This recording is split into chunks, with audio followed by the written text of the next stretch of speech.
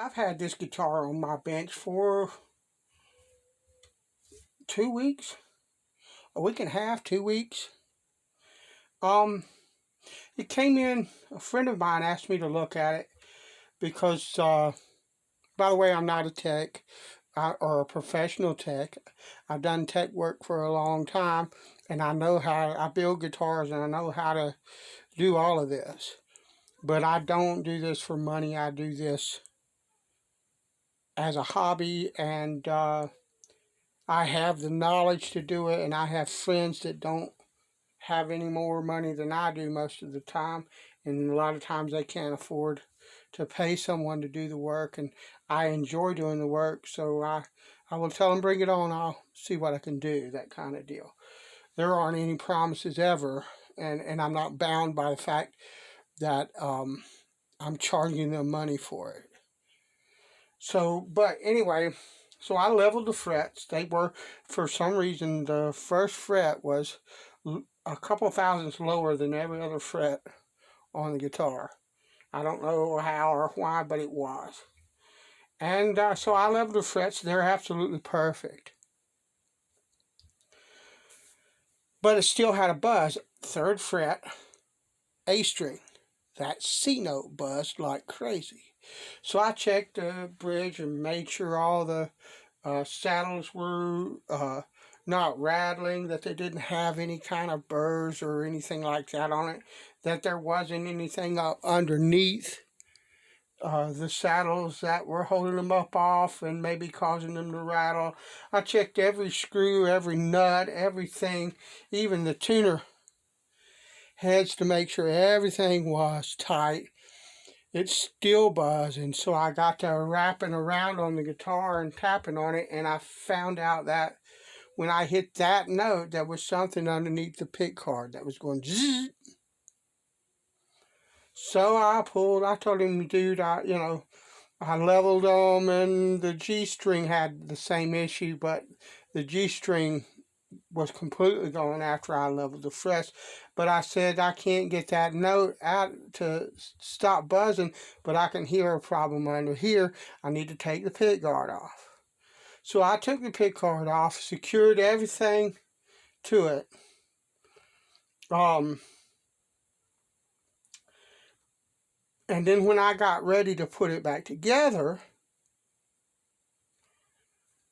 I decided I was going to test everything. Well, I got in there and I started testing everything, and I would switch up here to the neck pickup and it wouldn't work.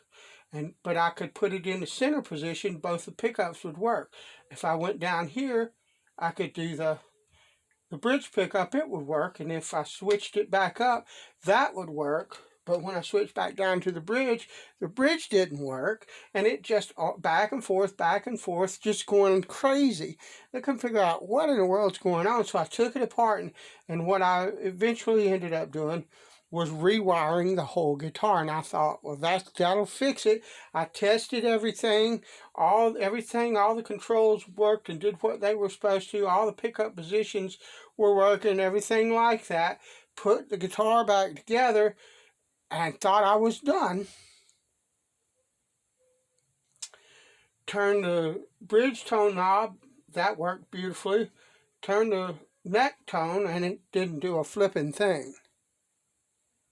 So I had to take it apart again. I had a wire that was touching against the side of the tone pot and grounding out the capacitor so that it wouldn't work the way that it was intended to.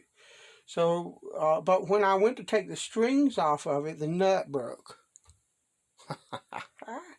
So, I need to put a new nut on it now. But that's not the reason that I am making this video. The reason I'm making this video is all of the electronical issues that I went through with this. This is the meter that I use and have used anytime I needed a multimeter. This is a $7 Harbor Freight meter. Okay, this meter they would give you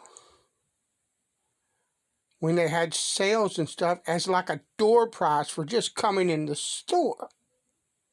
Okay? It's a Syntec. But this meter's done everything. It'll do, this little $7 meter will do everything you want or need to do working on a guitar. You don't need anything else technically, but it's a small little meter. It's got a tiny little screen. I have to kind of take it and lean it up like that, and it slides all over the place. It's not that big of a deal, but it can be aggravating to use sometimes. So basically what I'm saying is I have a new meter and I want to unbox it. So stand by and let me move some of this stuff and maybe come in a little closer and we'll look at the new meter that I got. This is a new meter that I purchased. It's $20 on Amazon, $19.99. You know, like Earl Scheiball painted a car for $19.95. We're going to open it and look at it. Comes with an instruction booklet. I think that this will handle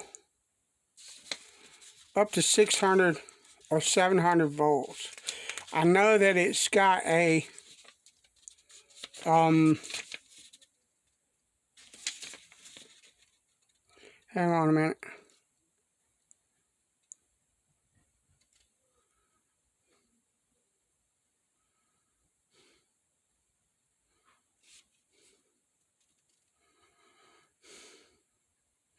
.700 volts RMS is how much voltage the meter is supposed to take. It's a, I would pronounce that Syntec. The meter might take 700 volts, but I can promise you, if I was working on 700 volts, any kind of substantial electricity, I'd get like a set of fluke leads or a really good set of high quality leads. But it comes with that instruction manual, and if I could get this open,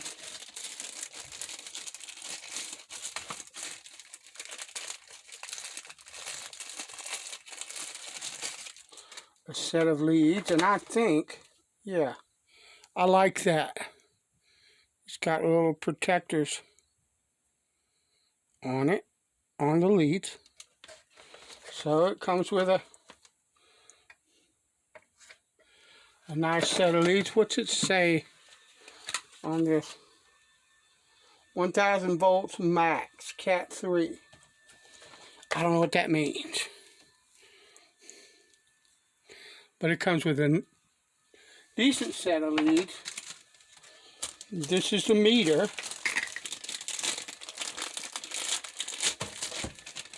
I like the color. Not that that matters, but it does to me. It's got good weight to it.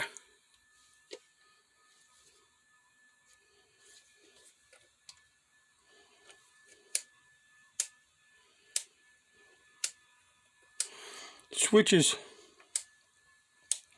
definitely a positive.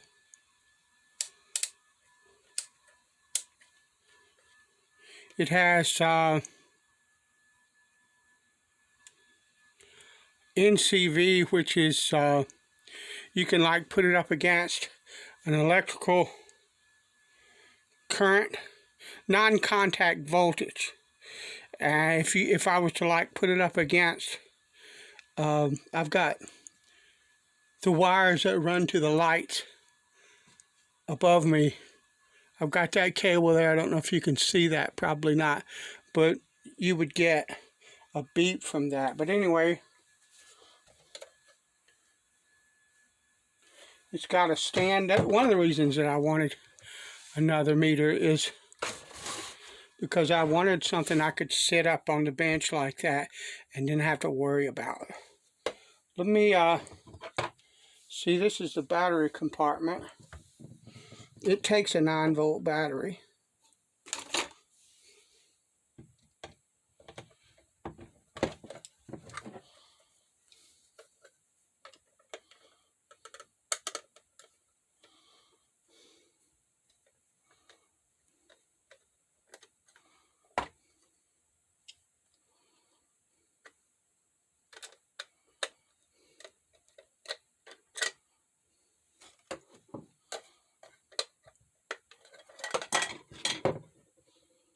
So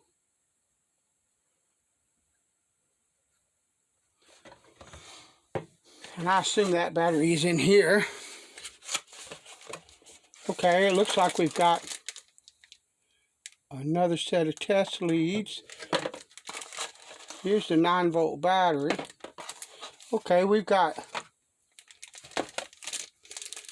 another set of leads.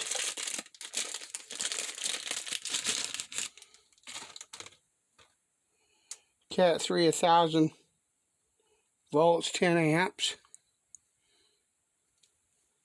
So 2 sets of cables, and then we have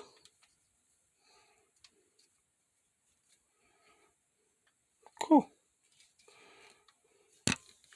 little alligator clips. I assume that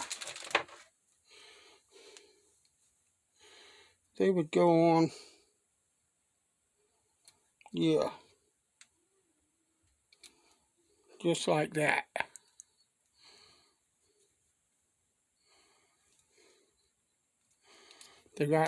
You have the pin here, and I don't know if you can see or not inside there, but yeah, that's the way that would work. So that's cool, I like that. Here's the battery. It's a Paco. I'm sure that's a high quality, long life 9-volt battery right there. Best of the best. But for what it is,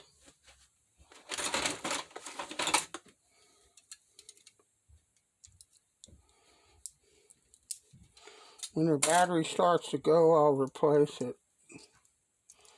No biggie. You can't get this. This thing's hermetically sealed like Fort Knox.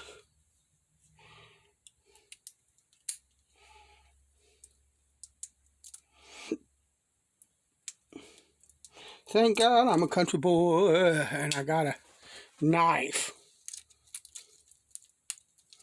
That's right. So this is a positive terminal. It's marked positive here. So we're gonna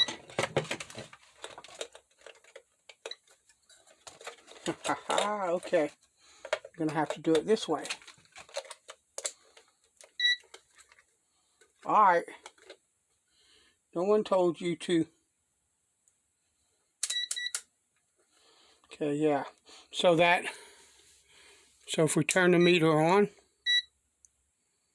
it's auto ranging.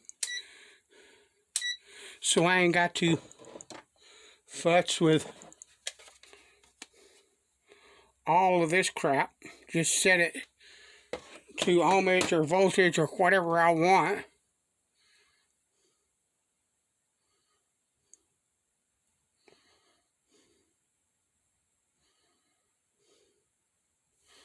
And let's see that non-contact voltage.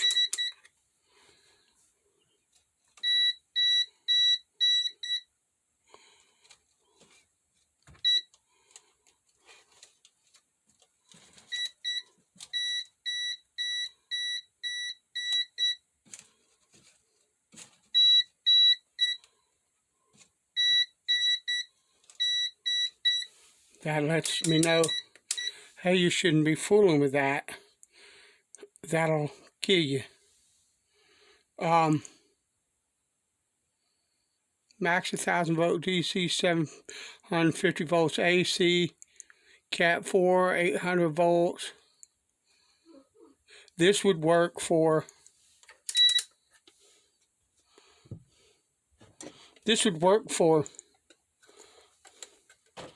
building amps, which I'd love to build a small little tube amp. Even if you built a small little tube amp, it would cost $300 probably to buy a kit for that, and I certainly can't build it any other way because I'm not an amp builder. I'd need a kit and instructions and help and all of that. But I mean, if I ever venture into something like that, that'll work. This should do everything I need around the house as well. So it's nice and has a nice weight and a nice feel to it. Let me close up the battery compartment. So for $20, and the thing of it is, I could probably have got this same meter under another name for probably 10 bucks. I don't know, 15. A lot of the products on Amazon are under a lot of different manufacturers' names, and it don't matter which one you get, but some of them are more expensive than others. But I believe this is the meter. I saw a guy that I watch. I'm not going to mention his name because I don't want to say he uses this meter if I'm wrong. And I doubt there's a problem with that, but I don't know. He might have a problem with that. So I'm not. But there's a guy that repairs amplifiers. And he builds amps too. This is the meter he uses. And he says it works perfectly fine for everything that he does when it comes to amps. So if it'll work for him with that, then it's going to do anything that I need doing. Oh, and an addendum, this second set of leads,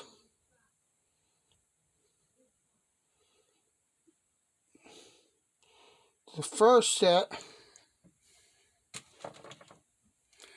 was rated 10 amp. These are rated 20. I don't know what the difference is except for the amperage rating, but I thought I would include that. Once again, thanks for watching, and I'll talk to you later.